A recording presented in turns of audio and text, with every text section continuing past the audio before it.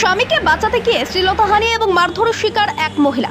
জানা গেছে গোলাঘাটি বিধানসভার অন্তর্গত কাঞ্চনমালা বাজার সংলগ্ন এলাকার গৌতম সরকারের বাড়ির সামনে ওনার বাইক পার্কিংকে কেন্দ্র করে একই এলাকার প্রিয়তম সরকার নামে এক যুবক গৌতম সরকারের সাথে ঝগড়া বিবাদ শুরু করে। পরে প্রিয়তম সরকার নামে যুবকটি তার দুই বন্ধু পিন্টু দাস এবং রাকেশ দেবনাথকে ফোন করে ডেকে এনে তিনজন মিলে গৌতম সরকারের ওপর আক্রমণ করে।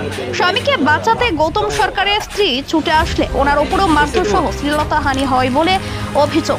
এই ঘটনার রবিবার দুপুরে গৌতম সরকারের স্ত্রী আমতলী থানার দ্বারস্থ হয়ে অভিযুক্ত ঘটনাটা কি হয়েছিল?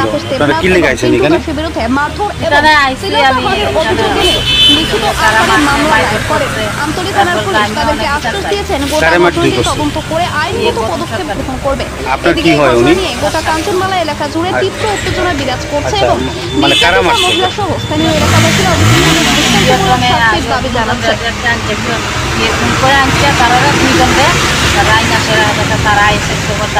তারাও লাগবে না, তারা শুনছে না, তারা আমার উপরে মারধর করছে।